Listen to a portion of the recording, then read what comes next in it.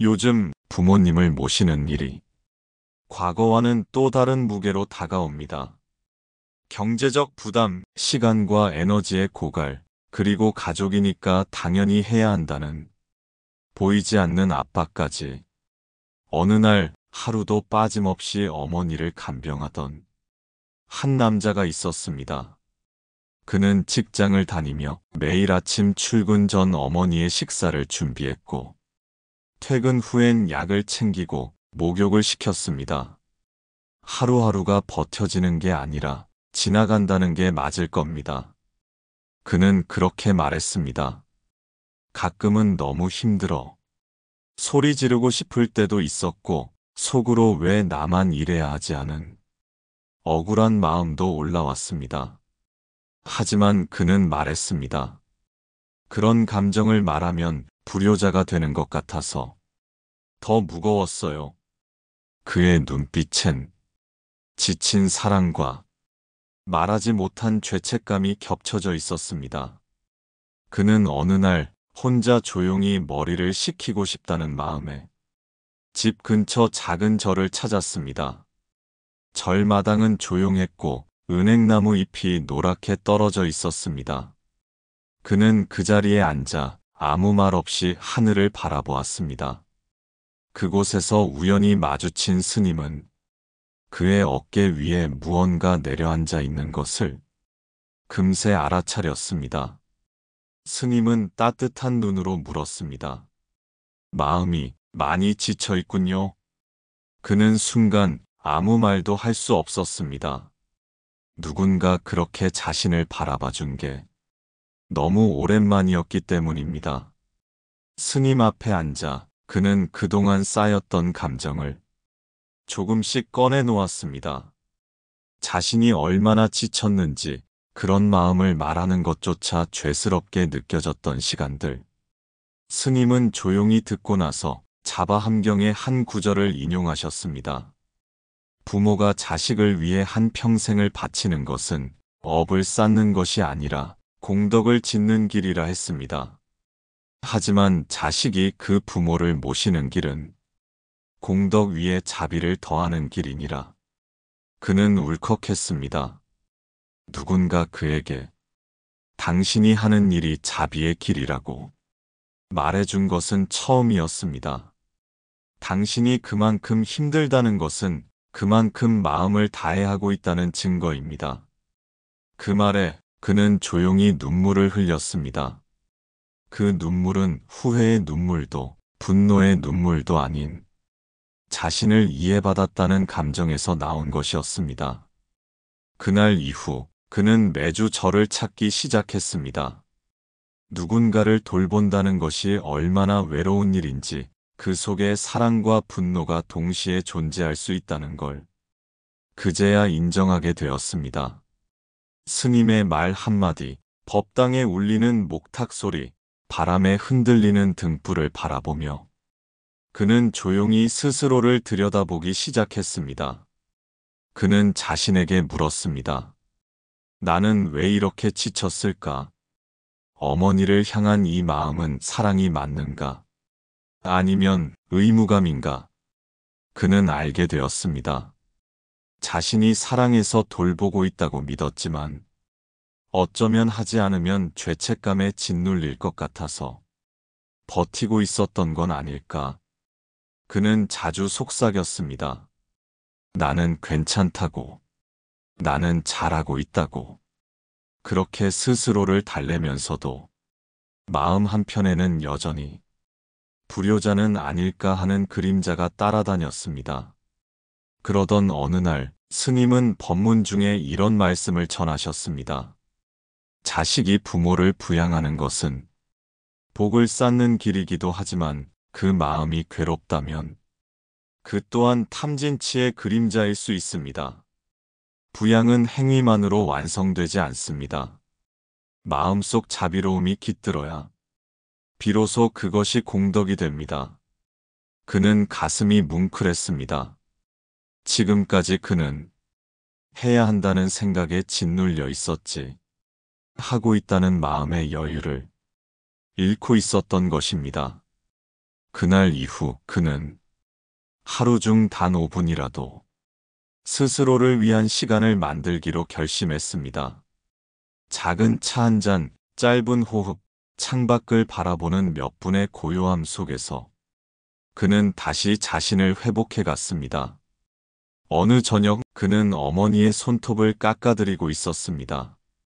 작아진 손, 주름진 피부, 말없이 그저 그를 바라보는 눈동자를 마주했을 때 그는 가슴 깊은 곳에서 무언가 울컥 치밀어 오르는 걸 느꼈습니다. 엄마, 미안해요. 내가 많이 힘들어했어요. 그 말에 어머니는 조용히 웃으셨습니다. 나는 네가 있어서 참 고맙다. 미안하긴 네가 제일 많이 했었지. 그 순간 그는 자신이 왜 이토록 버텨왔는지를 처음으로 이해할 수 있었습니다. 그건 의무가 아니라 사랑이었습니다. 힘들어도 포기하지 않았던 것은 마음 깊은 곳에 여전히 부모를 향한 정이 있었기 때문이었습니다. 스님은 그에게 마지막으로 이런 말을 전했습니다. 효란, 끝까지 모시는 것이 아니라 끝까지 사랑하는 것이네. 부모의 병든 몸을 돌보는 것도 효지만 그 마음속 상처와 두려움을 헤아리는 것도 큰 효행이네. 그는 이제 자신이 해야 할 것이 무거운 책임감만이 아니라 따뜻한 시선이라는 걸 알게 되었습니다. 하루가 다르게 약해지는 어머니를 보며 그는 더 이상 억지로 웃지 않았습니다. 때로는 울었고, 때로는 기대었고, 때로는 조용히 옆에 앉아 함께 시간을 보냈습니다. 그는 그렇게 부모와의 마지막 시간을 후회 없이 채워가고 있었습니다. 그는 이제 부모님을 돌보는 일이 삶의 무게가 아니라 삶의 의미가 되었다는 걸 조용히 깨닫고 있었습니다. 물론 여전히 힘든 날도 있고 울컥하는 순간도 있지만 그럴수록 그는 자신의 마음을 더 자주 들여다보게 되었습니다. 부처님께서는 말씀하셨습니다. 부모를 섬김은 세상에서 가장 큰 공양이라. 그 마음의 자비가 머물면 하늘보다 크고 바다보다 깊은 복이 깃든다. 그는 그 말씀을 새기며 하루하루를 살아갑니다. 간병도, 돌봄도, 부양도 결코 쉬운 일이 아닙니다. 하지만 그 모든 시간을 통해 우리는 부모를 이해하고 자신을 치유하며 삶의 본질에 조금씩 다가가는지도 모릅니다. 지금 이 영상을 보고 계신 당신도 혹시 부모님을 모시는 일로 지쳐 있다면 자책하지 마세요.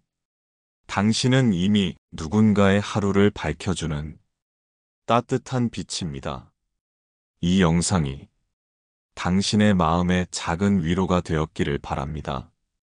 그리고 그 마음이 더 멀리 퍼질 수 있도록 기도와 자비의 길 위에서 우리 함께 걸어가기를 바랍니다. 요즘 같은 시대에 부모님을 부양한다는 것은 단순한 물리적 돌봄을 넘어섭니다. 경제적인 책임, 시간과 감정의 소모, 그리고 주변의 무언의 기대 속에서 혼자 모든 걸 감당해야 하는 상황도 많습니다. 가족 간의 갈등, 형제들 사이의 책임 분담 문제, 때론 왜 나만 해야 하지? 하는 마음속 반감이 들기도 합니다. 하지만 그 누구도 그 마음을 함부로 평가할 수 없습니다. 그 또한 지극한 정성과 애씀의 또 다른 얼굴이기 때문입니다. 부처님께서는 부모운 중경에서 이렇게 말씀하셨습니다. 부모가 자식을 위해 흘린 눈물은 하늘에 닿을 만큼 많고 쌓인 은혜는 산보다 크니라. 자식이 부모를 모시는 마음이 참되다면 그 삶에는 수없는 복이 깃든다. 그는 이 말씀을 들으며 처음으로 자신을 불효자가 아닌 길 위에 있는 수행자로 받아들일 수 있었습니다. 불교에서 말하는 효는 단지 몸을 돌보는 일이 아니라 부모의 고통을 이해하고 그 마음까지 어루만지려는 깊은 자비의 실천입니다. 이제 그는 알고 있습니다. 완벽하지 않아도 괜찮습니다. 때론 지쳐 울어도 괜찮습니다.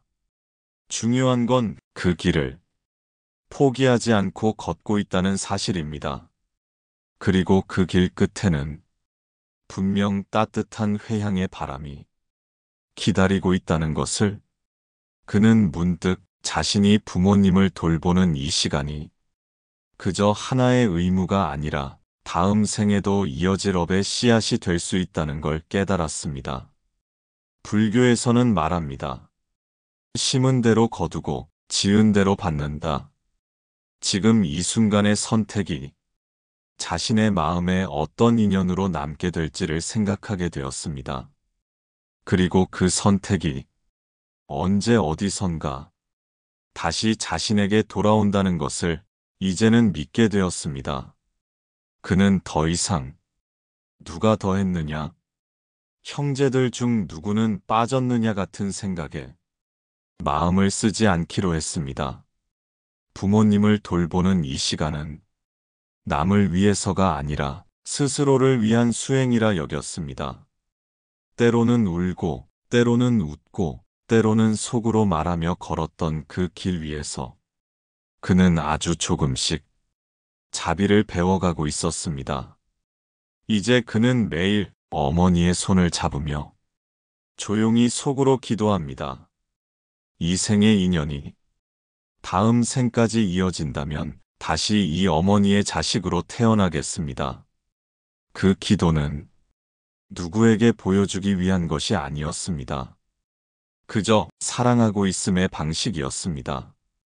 지금 이 영상을 보고 있는 당신도 혹시 부모님을 돌보며 지치고 아파하고 있다면 그 마음을 외면하지 마세요.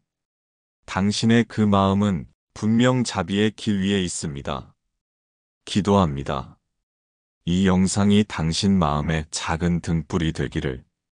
그리고 오늘도 당신이 걷는 그 길 위에 자비의 바람이 불기를.